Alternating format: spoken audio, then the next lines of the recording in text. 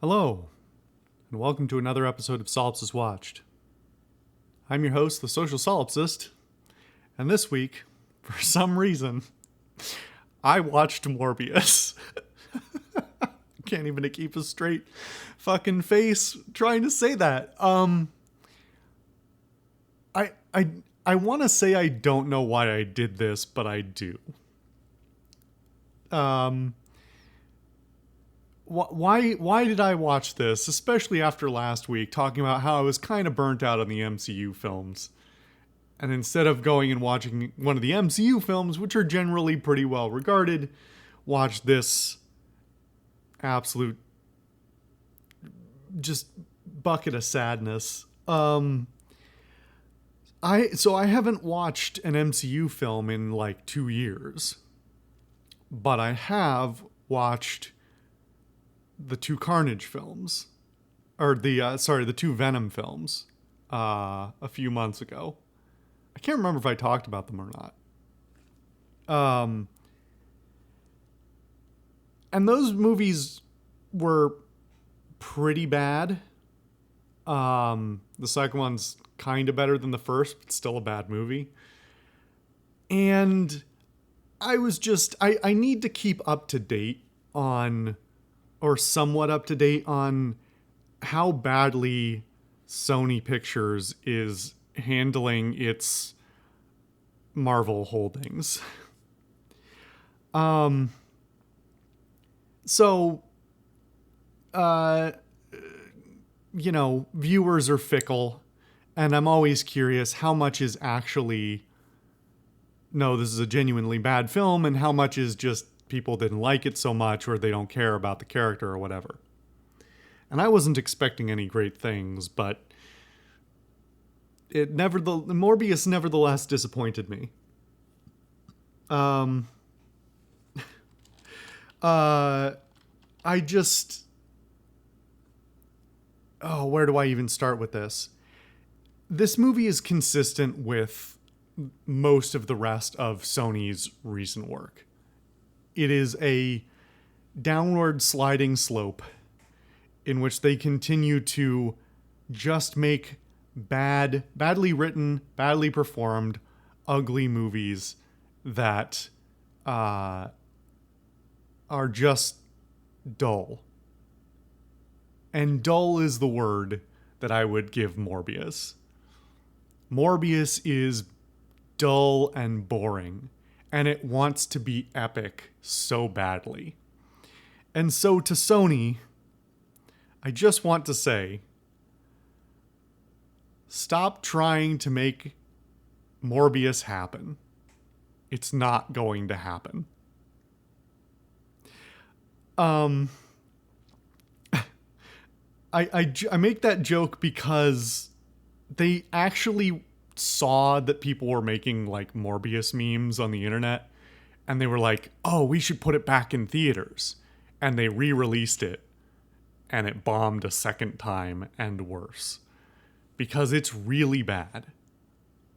Now, I should clarify, it's not like horribly offensive or completely unwatchable.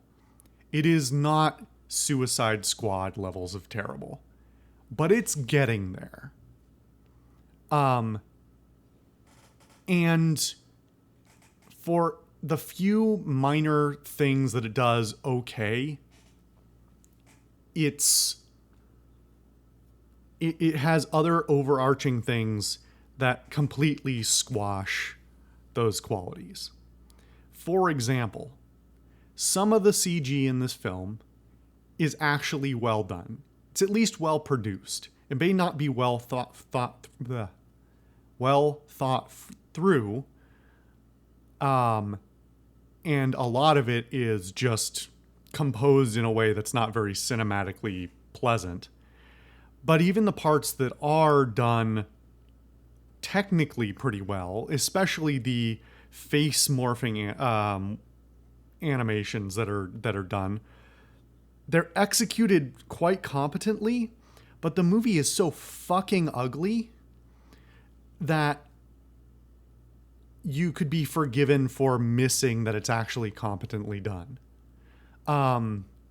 these are technical skills that didn't exist 10, possibly even 5 years ago, to make certain composites of CG and like real film, real life people being filmed. Those are typically some of the things that CG has struggled with most, is to represent a human being's movement, let alone a human being's face. And so there's something to be said nice there, is they actually did a pretty nice job. Unfortunately, the designs of the characters are pretty bad, and even worse, the direction and composition of every shot in this film is just ugly. It is color graded into this murky, overdark, brown-black mess. And there are moments where you can see like what appears to be some element of cinematic competence, like in terms of a framing that works, or a lighting cue that appears for half a second. You're like, oh, that lighting works. And then they're just like, nah, smear shit over it and make it ugly, because this is the edgelord comic, I guess, we're doing now. Which, I mean, I think means we have to talk for a second about comics history and comic adaptations history. Morbius is a weird character to call on at all. Nobody knows who the fuck Morbius is unless they're a really big Spider-Man fan, basically. Because Morbius is a fairly minor villain to Spider-Man. Not that you would fucking know that from watching this film, because this film is an origin film that does nothing, basically nothing, to make the character interesting. And in a lot of ways that is very in line with the original Venom film, where the qualities that an origin film is trying to imbue are completely absent. Now, I'm going to go back to 1998 for a minute, because for a couple of reasons. Because I want to talk about Blade. Because Blade and Blade 2 and even Blade Trinity have not aged as poorly as people think they have. Now, don't get me wrong. None of them are good films, and the general consensus about two struggles more and 3 is pretty darn bad are not inaccurate.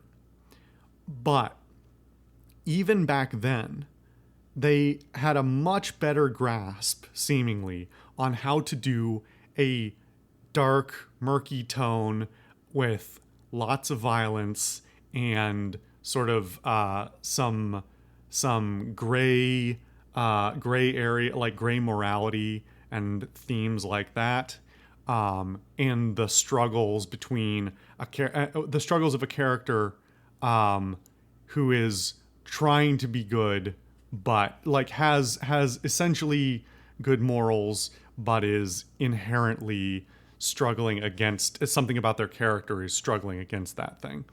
And so Blade, I would say all 3 of the Blade films are probably better than this film. Certainly 1 and 2. And I haven't rewatched them super recently, but I rewatched them a few years ago. Some things don't age super well, some do. What's even weirder is that this is not the first appearance of Morbius in Hollywood cinema. Morbius appeared at the end of Blade in 1998 in a cut scene. Unfortunately, it was cut, but it is on the extras of the DVD release. And And I find that completely hilarious because not only did Blade, an already niche franchise, extremely niche franchise and niche genre, because that was really before comic films had any following. Even Blade decided, no, Morbius is too stupid and uninteresting for us to bother using. We'll go a different way with it. In comics, by the way, Blade, Morbius, and Spider-Man all have interacted on a not entirely infrequent basis. However, Blade and Spider-Man have more crossover than Spider-Man and Morbius, I think. I'm pretty sure about that. Somebody can check me on that. But, yeah. So, why? Why did you make a Morbius film? Why didn't you reboot Blade? Or make a new, even make a new character. If you wanted to do the dark and gritty, which is really what the Sony strain of the Marvel universe seems to be going for, is the, like, dark and gritty, edgier side of things. Like, how have you not learned from the reception of Venom and Carnage and some of the older Spider-Man films and all these other things that have been made by the MCU that dark and gritty is not working? It is not in the tastes of the current movie-going audience. It's just not. And yet they persist in this theme of trying to pick weird characters and put them in the edgiest production they can, and as a result, making the movie unbelievably ugly to look at. But I digress. Morbius is less than the sum of its parts, and the parts that it is assembled from are bad. If this is trying to be an origin story, it does none of the steps that are required to establish a character. I'm going to avoid just drawing all the direct comparisons from Blade that Blade does pretty well comparatively, because that will probably annoy some people. But there are tons of comic book origin movies at this point, and they run the gamut in terms of quality.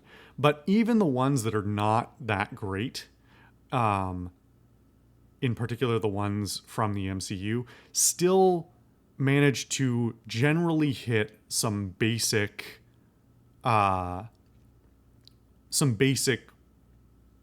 points. Like, how did the person get into this situation? How did they acquire their powers? What was the initial struggles they dealt with after getting their powers? And then usually the weakest part, which I talk about all the time with the MCU, is that you can't find... It's hard to have a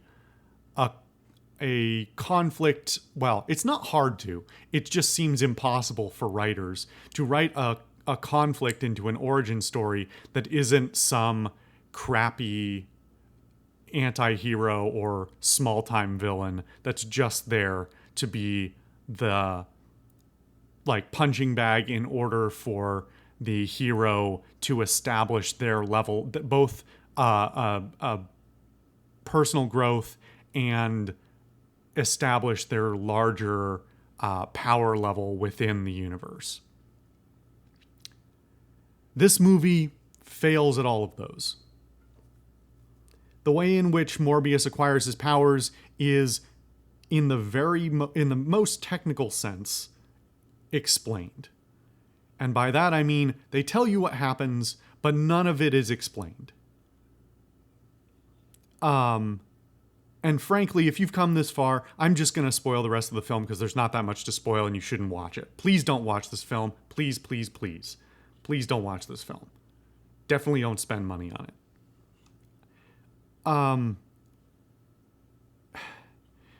So the only thing the movie tells you is that Morbius has a blood disease. He suddenly becomes a genius scientist with a 30-year time jump with no explanation.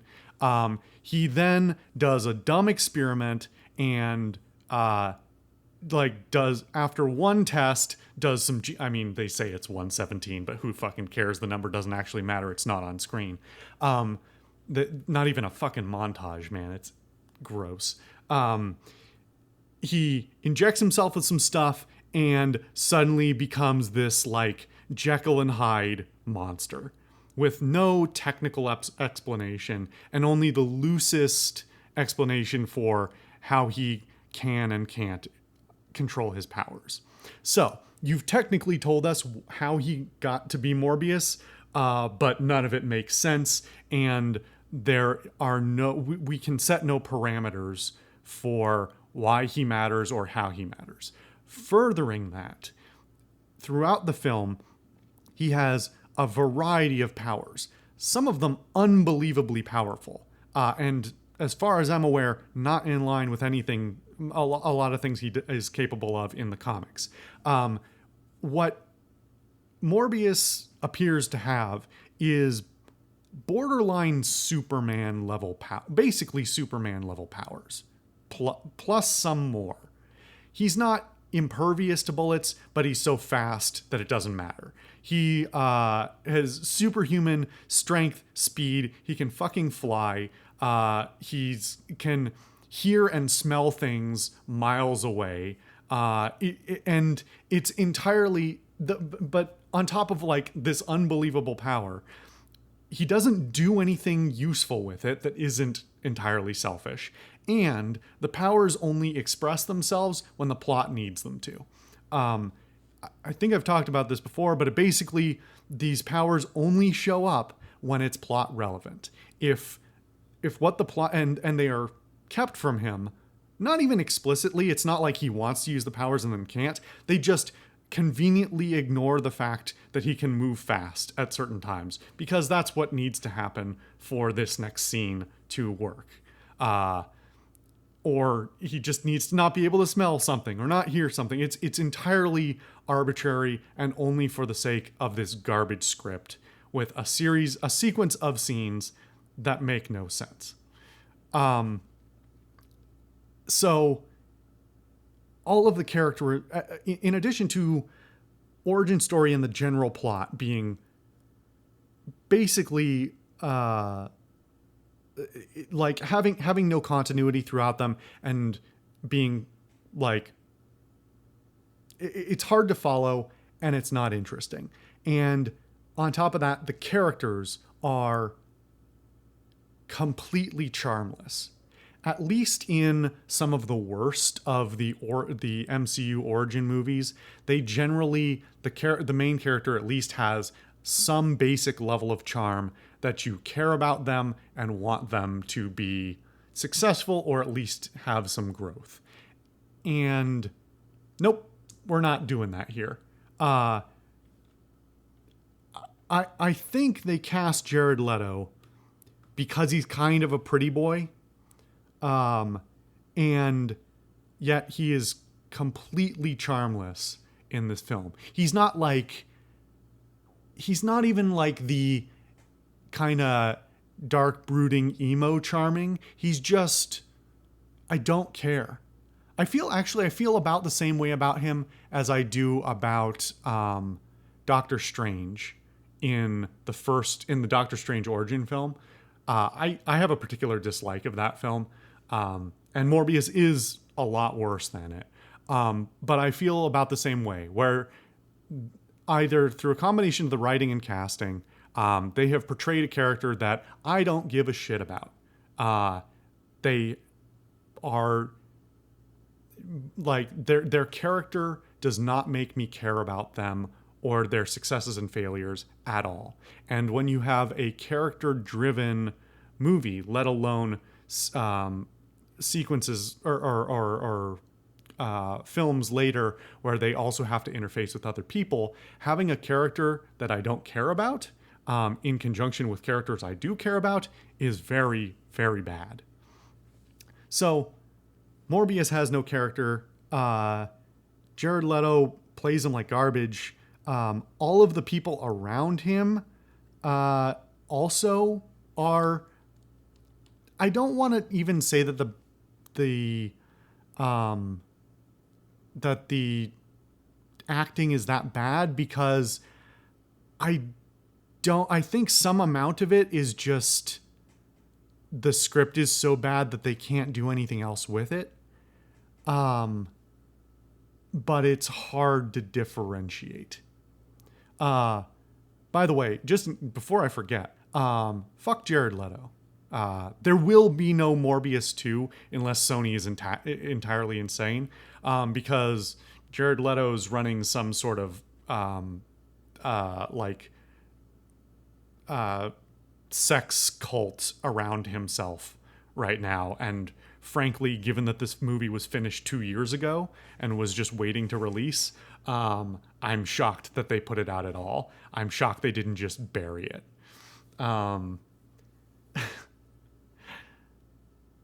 So, yeah, fuck Jared Leto as a person. I'm getting distracted. I forget the name of the foil, Matt Smith, who I think most people probably know as one of the Doctor Who's, is like the closest thing to an interesting character, but he's still like basically a one-note nothing villain, whose motivations don't make any sense. And Matt Smith is doing his damnedest to make the character compelling, or at least dislikable or whatever. But it's just, he has nothing to work with, and the movie's so the plot is so stupid that it goes nowhere.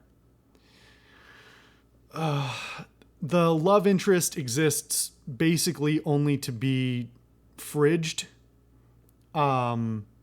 She is a damsel in distress who is they pretend like, oh, she's not, because she's like a doctor and competent, but then she doesn't do anything for the whole movie except for be in distress.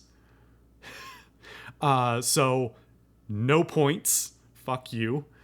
The cops. Who the fuck?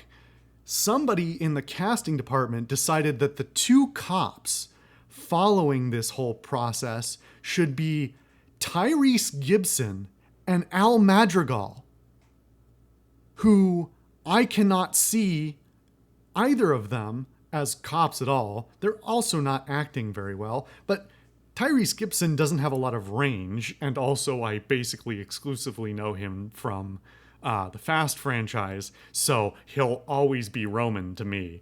And then there's Al Madrigal, who I've watched a bunch of his stand-up, and he's no actor, and all I can hear when I hear his voice, because he's got a kind of distinctive voice, all I hear is like every time he pauses his sentence, I hear one of his jokes. Like he wants to crack jokes in this film, and somebody I would bet that Al Madrigal got on set and he's like, man, these scenes suck. Can I punch them up a little bit with some ad-libbing? And they were like, no. Because his tone of voice says he wants to crack a joke, but he's not allowed to. And so, those didn't have to be terrible castings, but they're so poorly executed and poorly directed that they don't work at all and are extremely distracting. And then there's Jared Harris, who I think we've talked about before, in at least one other movie, maybe, who's in all different sorts of qualities of movie, and this is one of his worst ones. It's funny because he's also in Resident Evil 2, I think. And most of the Resident Evil films are better than Morbius. And all of the Resident Evil films are bad. I mean, I enjoy some of them, but they're all bad. But at least the Resident Evil films are mostly entertaining, even when they're extremely bad. Morbius is nothing. Let me continue railing on it. I thought this was going to be a short one, but no, I'm going to continue railing on this shitty film. The audio editing is a mess. It's desperately trying to be epic, and also it is doing its damnedest to tell you what's going on screen because you can't tell from the visuals, and it's mixed in such a way that it's very aggressive and kind of like it's trying to be helpful. The audio cues are trying to be helpful, and they're not. They're just distracting. All of the sets, the locations in this film are all completely unreal. In particular, there's one particular set, and this is not, like, as far as I can tell, not supposed to be like a hallucination or a dream or something. It's just straight, like, this is a real place. And this is the worst one, but tons of them are like this, where there's just this long hall in a building that's like hundreds and hundreds of feet of just straight hallway. And it only exists so that the lights can go out and flicker, and then somebody can be freaked out in that hallway. And you're trying to tell me that that hallway is a real place that exists in a building somewhere? Fuck you. No, it doesn't. It's so distracting. And the same is true for pretty much every location in the entire film. If there's a window, it's so somebody can go through it. If there's a cage, it's so somebody can break into or out of it. If it's like if it's on a high floor, it's so that somebody can, make a spectacular exit. All of these places exist solely so that a scene can happen in them. They are not real places. And then just overall, what can I even say about the cinematography? The cinematography is crap. It's just like, if all of the post-processing and the original, like if all of that wasn't a problem, this film would still be ugly because the framing is bad, and the cameras and lenses they use in certain scenes make them bizarrely, they're just wrong. Like, they use the wrong lens in a room, and so the lens feels way overly cramped, which is not the feeling they're going for, or something feels expansive, which is not supposed to be how it feels.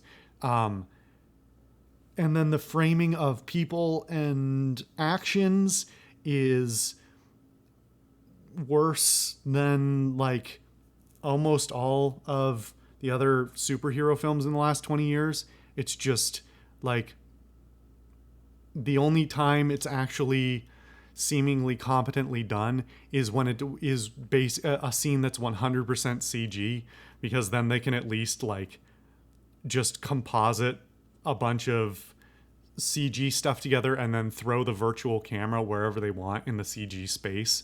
And so it sort of kind of is at least not terribly executed. It's the barest level of competent to compose the scene, but it's still ugly and boring. And it just all comes together into something basically worthless. It is so unentertaining. I'm just bored to pieces, and I don't care about the characters, and let it die. Just let it die. It's not even that long. It's like, it's less than 2 hours. It's an hour and 40 some minutes, I think. And it doesn't feel like it drags, but it is definitely straining. Like the plot is straining to last that long. And so much of the filler is just CG fight scenes that desperately want to be epic, but because of what I've talked about before, about like powers being taken and given at a whim, there is no impact to any of it. I don't believe anything is what it is until it's like triple confirmed that no, that is okay. This is what happened after the scene. It wants to be impactful and epic, and it's not at all. Oh, and final insult to injury, in a post-credit scene, Vulture from the first Spider-Man film? Was that in the first one or the second one? Now I can't remember. Anyway, Vulture from the MCU in this post-credit scene, or two post-credit scenes, is magically teleported through a bat space rift into this universe, which is apparently not the same universe. And then they mention Spider-Man by name, like, you like Spider-Man, right? And then they have the dumbest scene ever where Vulture and Morbius meet and say words that mean nothing to each other, and nothing is established other than an attempt at cheap hype, which doesn't work. And that's a shame, because Michael Keaton is actually, he's great as Vulture in the Spider-Man film, and he's a pretty great actor in general. And to see him be like just thrown in like this for cheap hype is just if I wasn't already mad enough at the film, that was incredibly stupid. And it makes no sense. Oh, and because it's a weird bat rift, I also have to mention there's tons of just garbage science.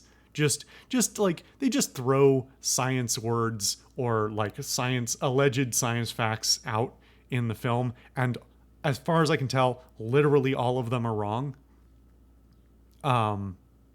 And also it's hilarious because the very beginning of the movie has this like plot point about bats, about vampire bats, and given that this movie was delayed because of the COVID pandemic, and and the bat relation there, boy, bats didn't need any more bad press right now. Bats are great and important ecosystems. Please stop shaming bats in general, but especially after COVID. Yeah, should have just cut that scene entirely. Every plot point about bats in the film is bad, and all the science is bad, and it's all extremely dumb. Morbius sucks. Don't watch Morbius. I hope you enjoyed this video, because God, Morbius sucks. I've been the Social Solipsist. Thank you for watching another episode of Solipsist Watched. I'll see you guys next time.